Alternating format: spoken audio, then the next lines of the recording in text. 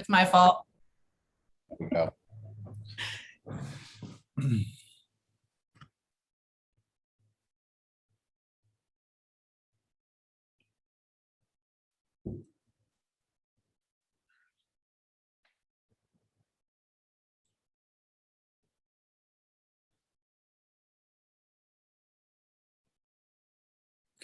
Shifarew, there's a question in the chat for you. Okay, yeah, I see that. So the deadline for the survey is September 5, which is a soft deadline. If you guys cannot make on September 5, you can take some time, but maybe at the end of the year, we will have something. Yeah, that's what I'm thinking about. And yeah, Thank you.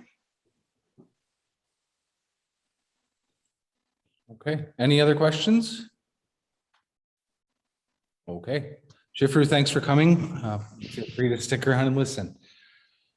Okay, so we'll move on to our Vermont Housing Incentive Program, second round of funding, and our guest Paul Martorano is here from the Windham and Windsor Housing Trust.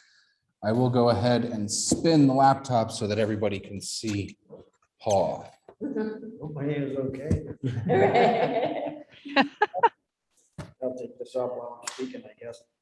Hi, I'm Paul. I'm with the Windham and Windsor Housing Trust. The Vermont Housing Initiative Program is actually not finalized yet. So the basically some of the highlight points of it are it's modeled after a program that was initially, I think, proposed several years ago, but never took off in the legislature or through the executive branch. But since the COVID crisis hit and the CARES Act funding came through, there was a plan that they put into place called the Rapid Rehousing Program, which was basically money used from CARES Act stimulus to house individuals and families who were coming through the coordinated entry program, which is basically people that are homeless living in motels. That plan, the CARES Act stimulus funded plan, was put together rapidly. It had several gaps, if you will. And so they had to loosen guidelines because there was a strict deadline on it of the end of December 2000, because the money was going to be pulled away from the state. It came in through the Agency of Commerce and Commercial Community Development and down to us through the Department of Housing and Community Development. But with this deadline, they made it, the initial plan was for vacant units only and people from coordinated entry, but that got loosened up because they wanted to use the money. And so they added occupied units that were out of code, and they added additional dwelling units or a space in your house that you can turn into an apartment, basically. And some of the ones that we did have built are, that infamous space in everybody in some of these old Victorian attics, which actually looks like an apartment, but there's no bathrooms up there, there's no kitchens up there, it's just rooms. And so those spaces, we got, I would say in Windham County, probably 4 other units out of that onto the market. So the VIII went through the legislature this time, and they tried to fund it with the state money, but it didn't make it through the governor's office because they tried to add like a landlord registry or property owner registry to it, and a couple of other sticking points that just couldn't get hammered out. So this time, the Department of Housing and Community Development, again, has put a program together with American Rescue Plan funding. The differences between the old program, I mean, some of the commonalities are vacant units, additional dwelling units, but they are not going to allow occupied units this time, at least at the beginning. If we could get enough vacant and additional units put in. So to qualify, property owner has to have a vacant unit. It has to be vacant for a specified, we don't know the details. I'll actually learn more details next week in the meeting. But so there's going to be a specified amount of time that the unit has to be vacant because they don't want people to evict someone just so they can get a $30,000 grant. So, basically that I just gave away the big one. It's a $30,000 up to $30,000 grant. The rehousing asked for a 10% match from the property owner. This time they're talking, we done, that's one of the details that's still being kind of, worked through, but they're talking about maybe raising that match to 20%. So it's 20% of what the total cost is, or 10, whatever it comes out to be. So if it's a $20,000 job, you'll have to put in 1200 or whatever, so and we're thinking that they're going to be doing that at raising the match. We don't really know, but and some of the other things, the main points are that when you do put a unit online, it has to be rented out at HUD gross rent, fair market rents. That was also something that wasn't really clearly defined in the first round, and now the HUD gross fair market rents include utilities. There's a cap on the rent, and then there's utility costs. So if you add all the utilities in, that's the top rent. Otherwise, you have to reduce the rent by each utility that you ask the tenant to pay. Another thing that was in the first one that's going to change is that in the first round, the property owners only had to review 3 applications, and then they could move on to just doing it on their own. So we didn't have a lot of that problem down here in this area, but a lot of people in other places try to skirt around that and just say, yep, I reviewed 3, now I want to rent to whomever I would like. And so this time they're really going to be a lot more strict on the coordinated entry folks because there's not going to be a deadline. The idea is that this funding will be around for 3 years.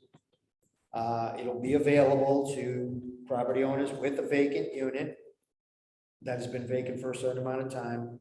The grants will be up to $30,000, but you are going to have to work with the continuum of care to rent lease to a person from the coordinated entry.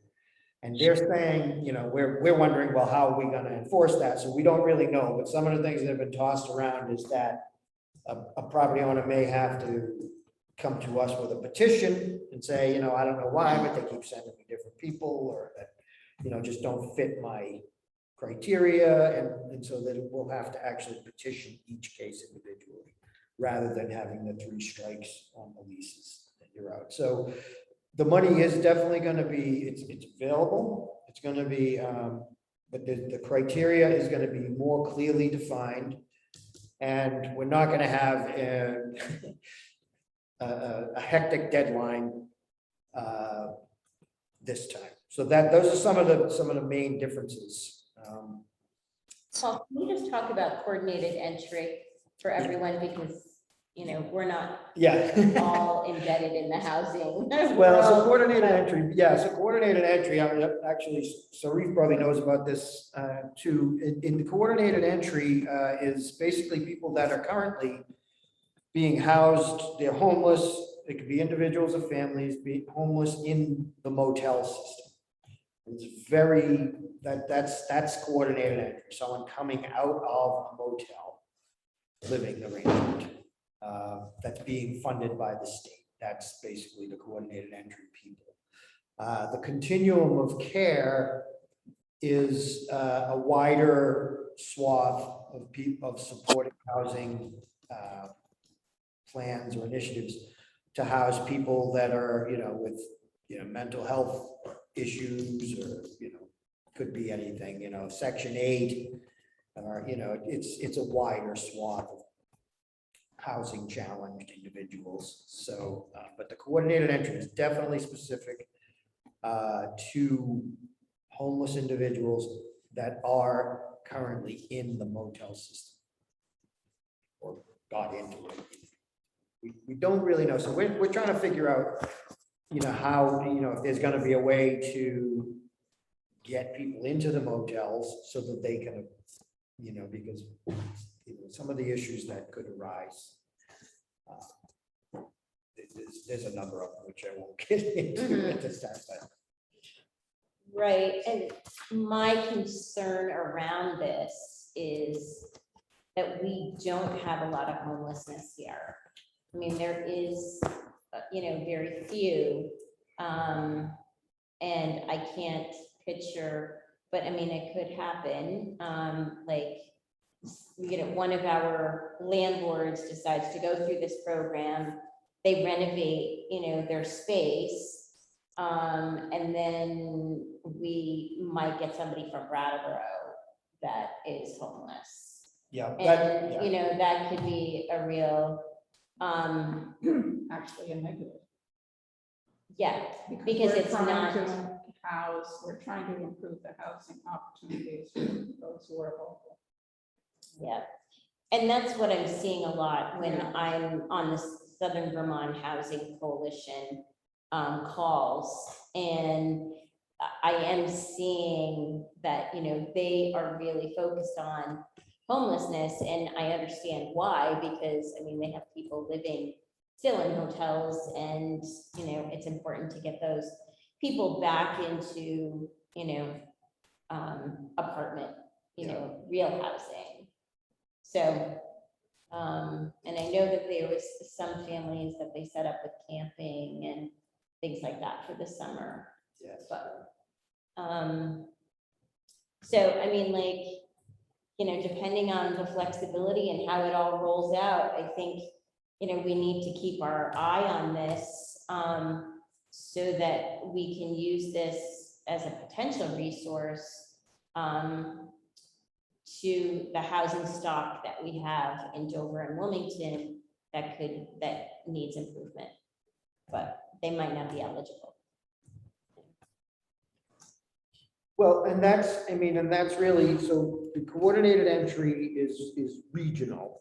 And so it's true that, there may not be anyone living in a motel here that's doing it. They have several different motels around the state, actually. This area, there is people in Brattleboro. They have some motels in Brattleboro.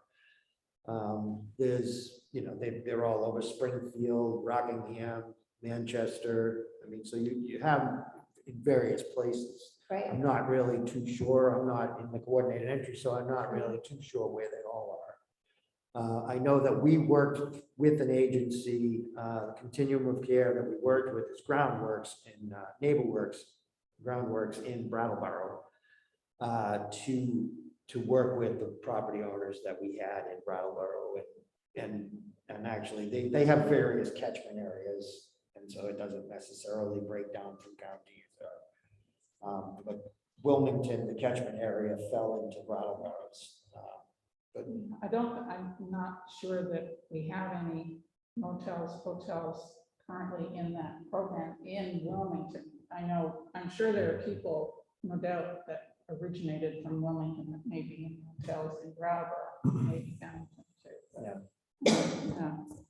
Okay. Now, correct me if I'm wrong, but this is one of the program, what was the call? There was a call, the Landlord Summit. that is Yes. discussing like a number of these types of programs, like or is this the program? Well, this is the one that's coming down through us from the Department of Housing and Community Development. Gotcha. And with the American Rescue Plan funding. Windham and Windsor Housing Trust does have what we call, it's for property owners, single families. We do some multi-unit dwellings, but it's a loan program with a small grant. People have a small emergency or something like that, they can fix it up, but that's called the Green Mountain Housing. GMHR, Green Mountain Housing, all these acronyms, but I don't really work, so that's actually another program that we personally have, that people are eligible for in both Windham and Windsor County. And that's some sort of a loan program that people can use. But really there's, this is the largest grant program that's available and will be available for property owners. And really, they're the ones that would have to make that decision, because you do have to sign an agreement to maintain the property for 5 years at a certain rent level. And like I said, if there is a situation where you can't find someone, I'm not really sure of the details, but that's one of the details we're trying to work out right now. So you should know. Because that was not in the last grant round. Well, it was. Right, It it was was. just that people only had to review, because there was a deadline and they had to have at least, originally they had to have at least by December 20th. Right. And the program really got off the ground in September. And so people had like 3 months to, in some cases, build the whole unit. I mean, it went back to July 2nd, I think, of 2020, the 2nd or the 7th. But so you could go retroactively, so people could have already had a project going, but it had to be a vacant unit that you were willing to put into the service of the continuum of care. So that's the stipulation. I mean, it is it's a sizable grant, people have done. It is. Okay. Anybody have any questions? Yeah, is there any questions from anyone on what Paul's been talking about? I have a Okay. question. Yeah, go ahead, Sue. How long do the units then have to remain at this affordable level? Is that forever or just a certain amount of time? It's basically, the last one was 5 years, and I'm assuming that's going to remain. Okay. Yep. Mhm.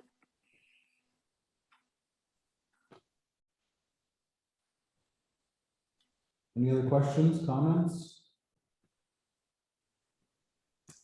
Okay. Paul, thank you for joining us. Very much appreciated. Thank you. We will.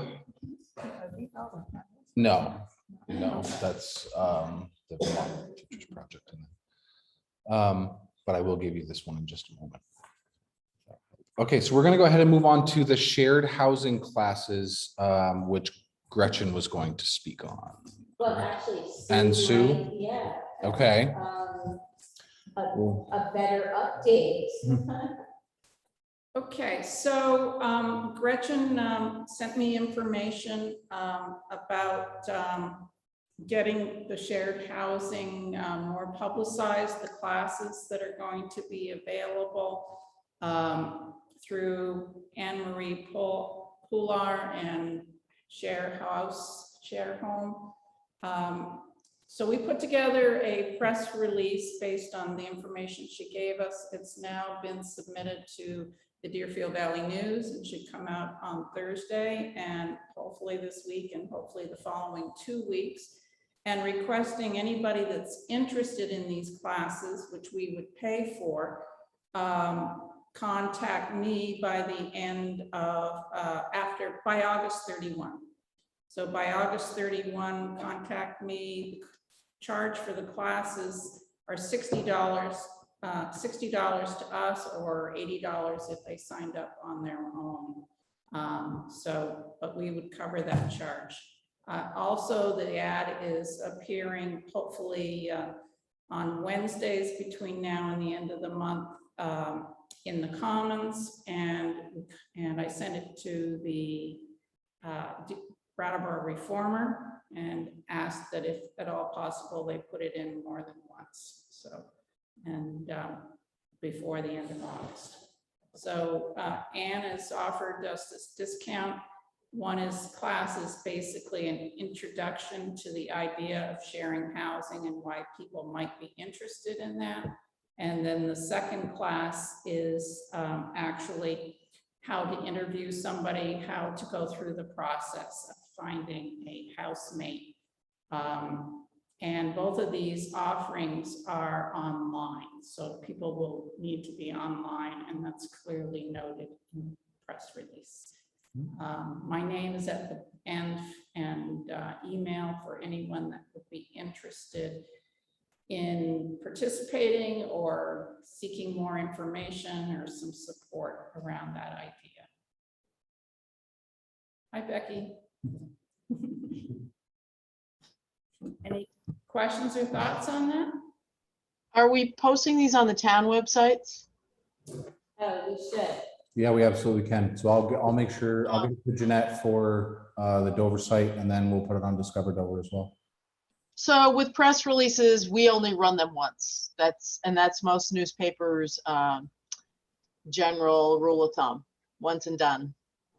So I just don't want expectations to be that it's going to run 3 weeks. That is disappointing, because I don't know if we want to pay for an ad or not. That's something, because people are, if they only see it once, it's not going to get the response we're hoping to get. We're thinking if we got 5 people, we'd be doing really well. But if it shows up once, if we get 1 person, that would probably be a good response for the fact that it's showing up once. And I forwarded it to Jennifer Fitzgerald for her contacts, because she said that she did have people on her list that were still interested in it. And actually, I saw Claudette calling back over the weekend, and she's kind of interested.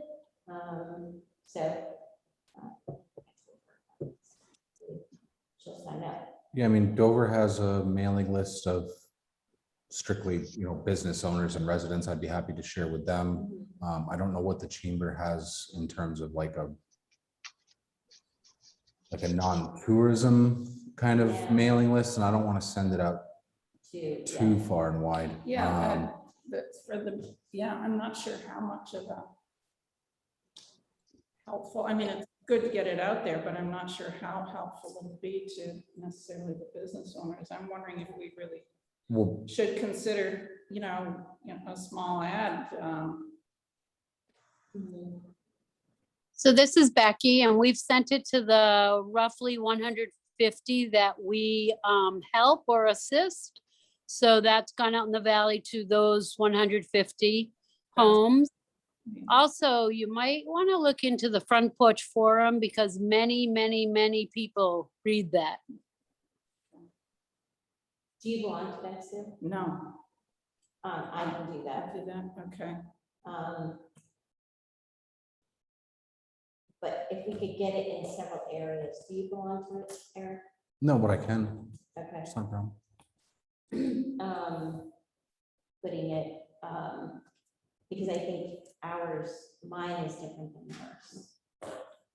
Because the Front Porch Forum is really up, like where you live. And it's not like all of Vermont, it's mostly just, So people who go to a site that's Dover Front Porch or Wilmington or Whitingham Front right, Porch. exactly. So that sounds like a good idea. Given that I don't even do it, I'm willing to go look, but I would. Yes. Are you on the front porch forum? Of course. Okay. So it's split into different communities. So the one that like my membership goes to is Wilmington, Dover. But then you can post like there's Newfane, Townsend, Reedsboro, Whitingham, Halifax, but you can share to other neighborhoods. Could you do that for, you know, I don't know, do we want to keep it just for the Deerfield Valley or do we want to go wider? I mean, it's fine to go wider for Windham County, but what do we want to do? But Yeah. but our funding is for Deerfield. Yeah. As far as covering, yeah. So basically Reedsboro to Wardsboro, Stratton. And Reedsboro is actually Bennington County. Mhm. I don't know if it matters, but So if you go to post, and I know there are government accounts, I don't know how that looks like when Laura Sibilia posts it, may have different options, but if I go to post something, I just have one checkbox and I can share it to neighboring forums, which is Jamaica, Stratton, Wardsboro, Marlboro, Newfane, Townsend, Bennington, Reedsboro, Whitingham, and Halifax. So it's an all or nothing posting from a personal account.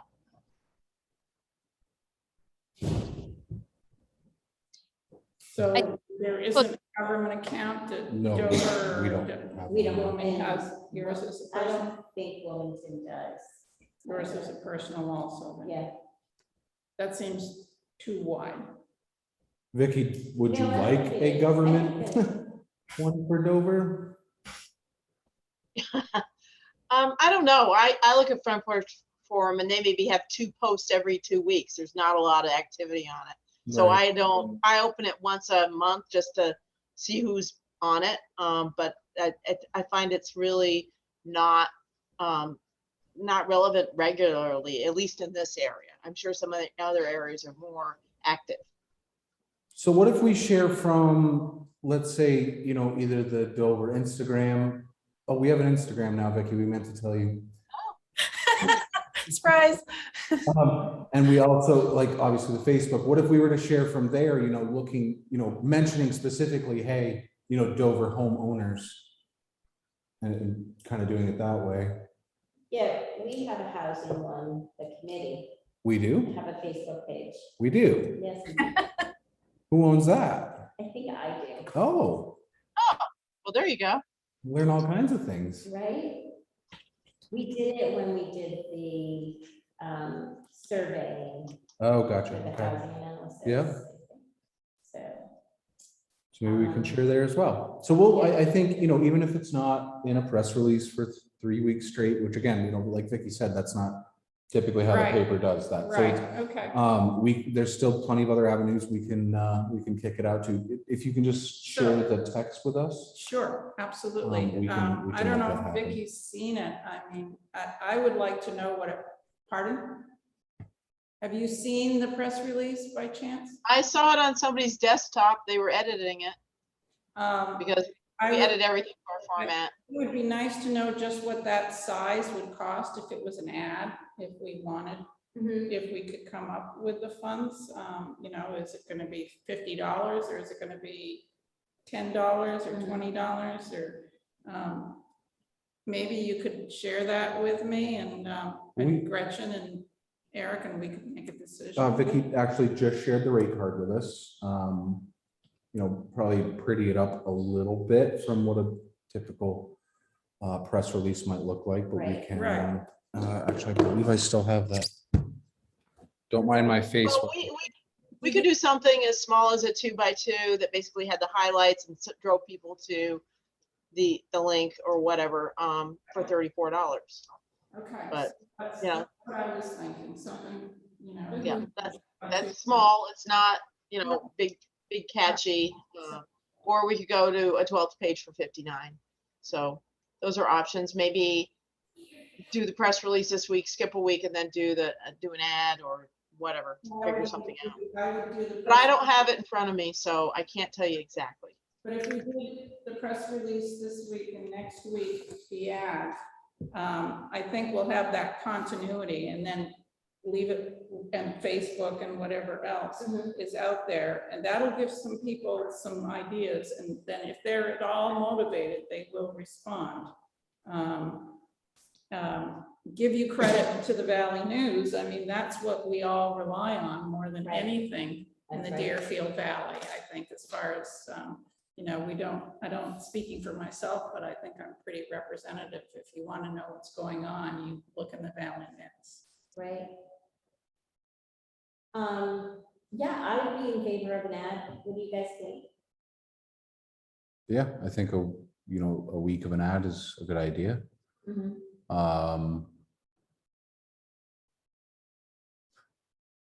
Yeah, And I mean, we're gonna have to go after, I mean, I can't remember our balance right now that we have in the account, but the funds that we got from People's Bank, you know, we're gonna have to go after more funding if we get people Right, to sign up. right. Shannon, correct me if I'm wrong, we do this all the time. We spent 50, like around 50, it was $50 that we were reimbursed for the mailers. It was, yeah, it was a little, I think less than that. Okay. So we have at least $450 right now. Yeah. So if we did, you know, and we're talking what, $60 for this class if they sign up through us, Right, or so if this we're is paying about for it half rather? of that to advertise it, so 34, yeah. Mhm. So then you figure, okay, We let's were just make it a nice hoping to round get number. 3, and that's 180. Yeah, so we would have, if we had 3, if we end up with a pile more than that, I'd be ecstatic and could most likely, I mean, Vicky left us. But you know, I'd be happy to put that, like, that's a good problem to have, really, you know, Yeah, I could put exactly. it in front of my board. And maybe we could even say, you know, the first however many people to sign up, get it free. That way there's a bit of urgency. Right. And then if we actually have more people than that sign up, we could reach out to those people who are above and beyond what we have in the bank. And that's when we say, hey, we're going to try to get some more money from, you know, either the select board or somewhere to make it possible for you as well. Right. But I think I mean, doing things, I mean, you know, like if there's not a sense of urgency, then people won't do it. Won't do it, exactly. And that's why Sue put the deadline to it. Oh, perfect. Yeah. So actually, I only really need to send this to you, Eric. Yep, that's because you fine. have the press I do. release. Yep, Yeah, that's so, totally fine. So I'll get it up onto our Facebook page and Instagram and And things I'll of do that our nature. newsletter, our website, Front Porch Forum, Yep. Facebook. Yep. Economic Development, Dover, Vermont, is that you, Eric? Yeah, it should be econdev Yeah. at Okay. doververmont.com. Yeah. Okay. I'm sending it now. Perfect. Does anyone else have any other questions, comments, suggestions on the shared housing classes? So I think what we need to do in the future, like beyond this, so if we do get people, I think we need to somehow support them after, you know, they take these courses, follow up with them. Mhm. Maybe we sponsor a group meeting, you know, once a month Yeah. for them. Or, you know, we hand them off to, help me with the name of the group that does the matching in Vermont.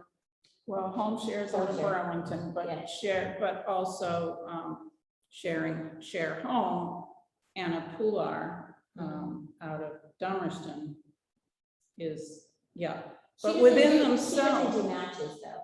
is what no, I'm saying, right? no, but Home Share Vermont doesn't work down here At all. Oh, at okay. all. Yeah, Right, so- right. They're Orange County. Yeah, they're not in our district. I was just looking at one of their emails, newsletter. But I would be willing to meet with them and as time goes on, maybe there'd be another person that would be more skilled at matching and answering questions. But Right. being that I've rented out to people for years and years, either with or without Right. kitchen privileges, I sort of feel fairly comfortable Mhm. helping initially to support people through that process. And if I don't, then we need to find somebody else. Yeah. That's great. Okay, any other questions or comments on this? We should probably move along. Okie dokie. So we are going to move into our discussion on the Vermont Futures Project Housing Report. Did everybody have a chance to take a look through this? Perfect. All right. Gretchen, was there anything specifically you think we should cover, or we just want to have a kind of a general discussion about the document? Yeah, I mean, I think a discussion, I mean, like some of the notes that, of course, we need to, try to leverage any federal funding that's coming down from the state to improve our housing situation here. But let's see, I wrote a note here, note 3 factors, page 6. So they're not marked. 1, 2.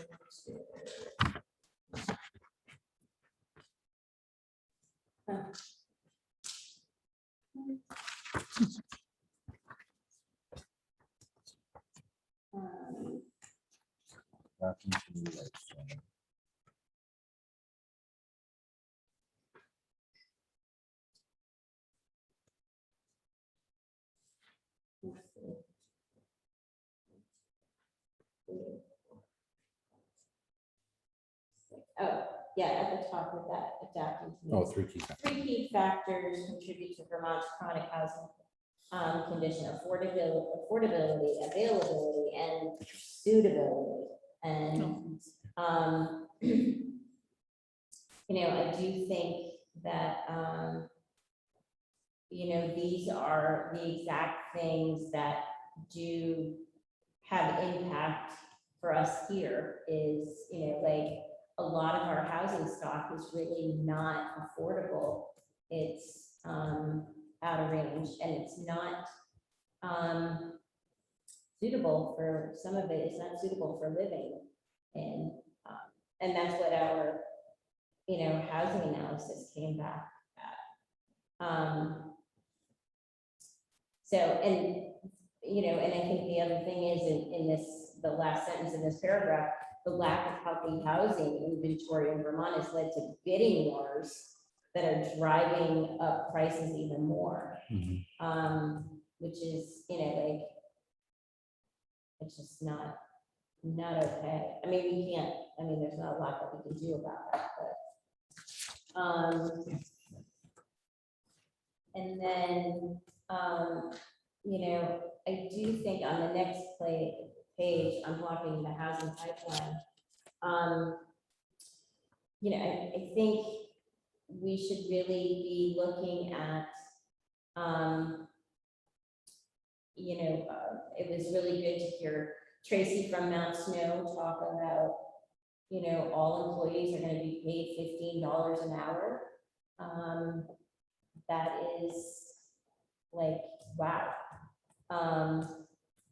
So that is, because that was one of there's 2 factors that play into the challenges, and wages not keeping up with increasing cost of living and a limited supply of affordable housing. So, that's pretty impressive, but we also, talked in our VIII Economic Development Committee last week that, what can we do in the short term, because a lot of our restaurants are having to close, during the week because they can't find, workers. And I think they can't find workers because there's no housing available here that they can afford. It's the dishwashers, it's the, wait staff, it's the sous chef, it's, so I think that's a big, meeting with, Tracy, and I think Eric, you have done that. I have talked with Bill. Bill is sending somebody to the table for us, so I think that's really good. I think that we'll have a direct line to them. We don't have a Mount Snow representative, do we? We don't. Bill is Bill Benyon, who is the general manager of the. okay. Is that something we should reach out to her and Yes. inquire about? So I can, Yeah.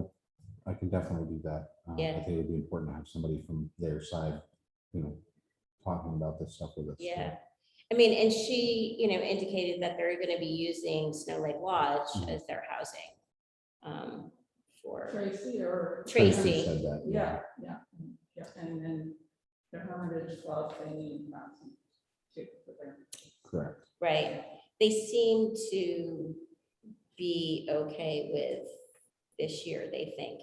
Yeah, I think the employment needs at the club are a little more manageable, I think, than what's happening up at Mount Snow, just because of the size Right. and scope of the two different mountains at this point. So I think, when we heard from Bill at our Bytown meeting, he seemed pretty confident that they had a pretty good grasp on the housing piece. And I think Tracy also has that grasp on the housing piece. It's just going to be a little tighter quarters in there, and they were still looking for some additional housing on top of Snow Lake Lodge. So I think, as I read through this document, I mean, we're drawing a ton of comparisons to what we got told in our housing report, right? But the only difference is that now with the onset of COVID, it's magnified tenfold. And I think it makes it clear too, and we have been saying this every time that we meet, it's not just us, right? It's the entire state. It's that ends up in this boat. But no, I definitely think, reading through it, that there were a ton of those comparisons back to our housing study. And we talk about, okay, well, we need to raise the wage, the average wage in the back, right? And that should help us to fix the problem. But that, in the long run, it's such a chicken and egg, right? Because We still don't. we don't have the help, so the employers can't make the money that then they would turn around and be able to pay those higher wages. And even then, We don't have the house. right, but I'm saying, even if we had somebody commuting here, looking to move here, like $15 an hour, especially with the current, like you said, with the current housing stock, isn't going to do anything for us. So yeah, I don't, again, we feel like we always end up back in the same spot. We don't have the answers right now, but I keep turning over in my mind, the old Red Mills sale, it's been there through many floods, even though it's in a flood zone. And I can't say that I've been in downstairs and seen what it is, but it's survived I don't know when it was built, but I'm assuming it's pre-1928 and pre-1938. The use was different at that time. But it was a mill. Yeah. And the building is still there. Yeah. And the foundation is still there. Right. So, I have no idea what they're asking for it, or, if it turned into some sort of, but that could be housing that.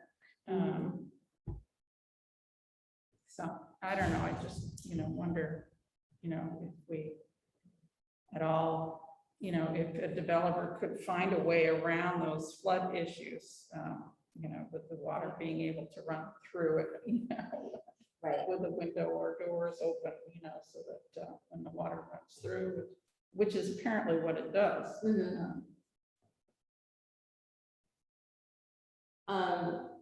The other thing, the next to the last page kind of has some action items, and the town of Wilmington is working on, some zoning for senior housing.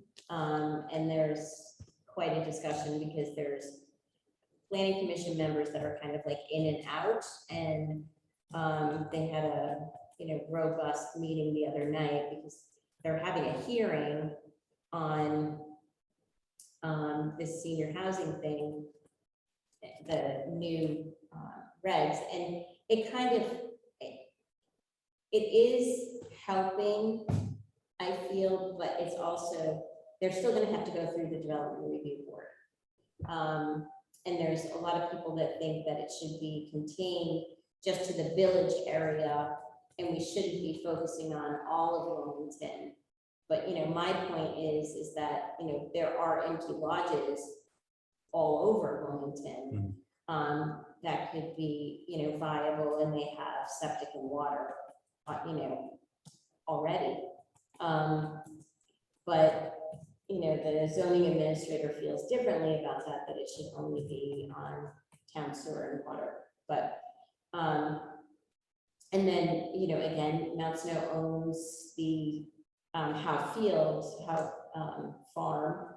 And, you know, they talked about having housing at that location, and there is no sewer or water there, town sewer or water. So that's gonna be interesting to watch, to see where just the senior housing component goes through with Wilmington. So that's at the end of this month. I think it's the 24th, if I remember right. Gretchen, I just heard on the way back from an appointment this afternoon that they at VPR is doing a story on that tomorrow morning. Oh, it is tomorrow morning? Yeah. Don't listen to it. What? Was that our meeting with?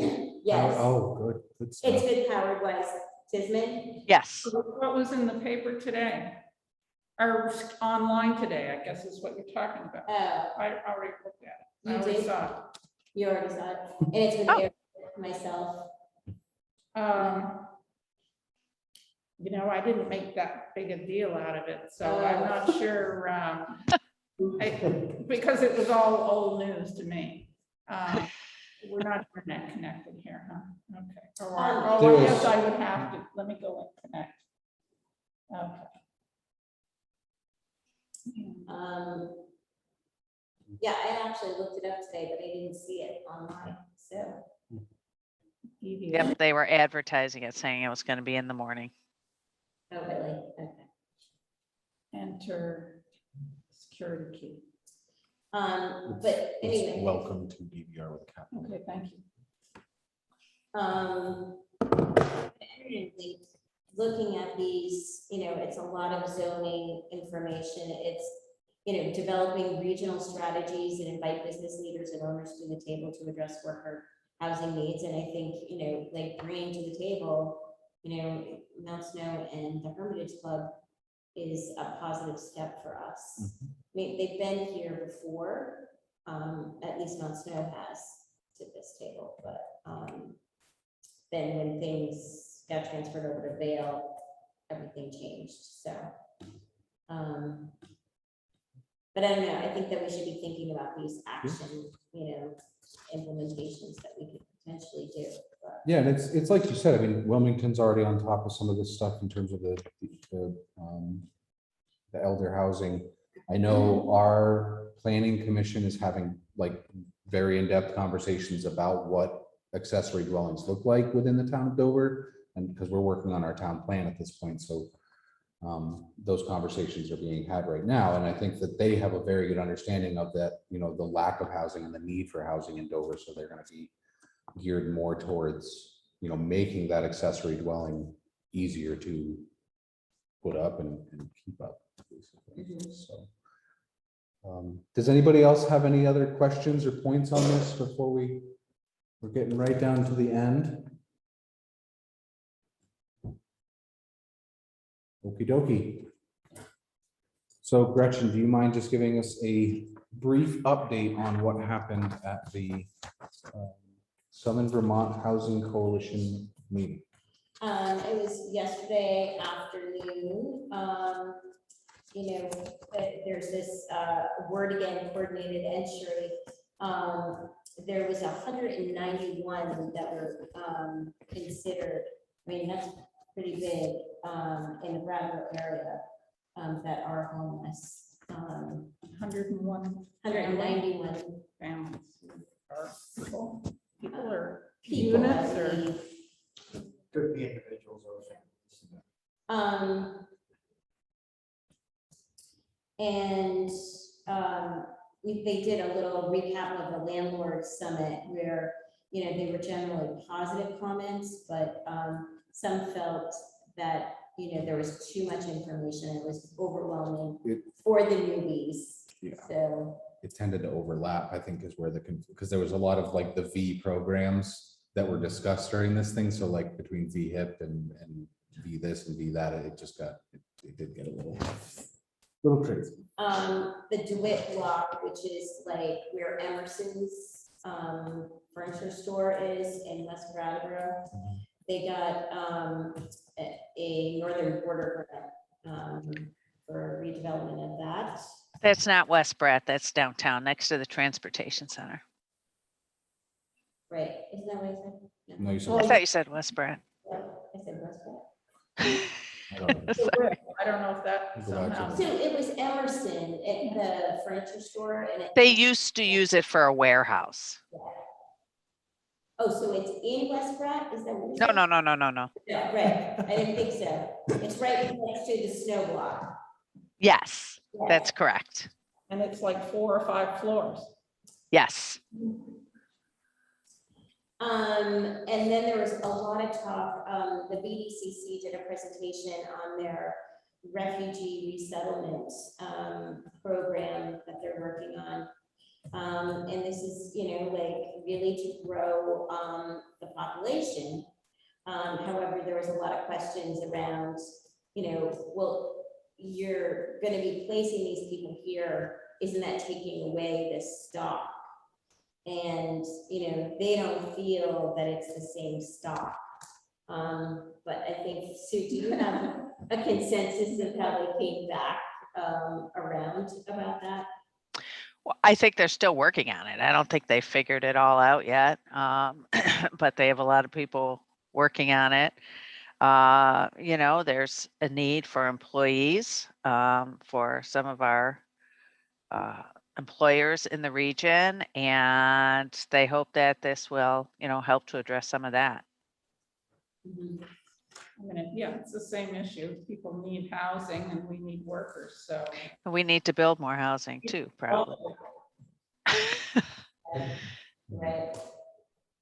I think there's definitely a need for, you know, people that are gonna move here. I think that the biggest need is really rental housing, because there's a shortage of everything, but if people are gonna come here, it's a lot easier for them to come here and rent if it's available, you know. So I mean, you can create, there's some other things that'll be coming down the pipeline. There's a lot of money that came into the state for housing. Right. And I believe that, I think there's a lot of good heads sort of thinking about it and trying to come up with some solutions. So you know, some things like that old warehouse, you know, there are ways to retrofit an old mill or warehouse. It's been done in many places. And that's a great way to get a lot of units in one place, you know, to build this stock, but you do need people too. So I mean, it is kind of a chicken and egg situation, you know, what you do first.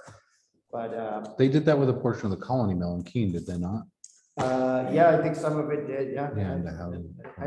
You know, even in a lot of cities, you know, that they're doing it down, I know down in Boston used to have this shipping warehouses and things like that they don't have a lot of port activity, so they had a bunch of empty warehouse buildings down there, and they turned them into, first the artists came, and then other people showed up, and, you know, I think part of it is the affordability problem is a big one.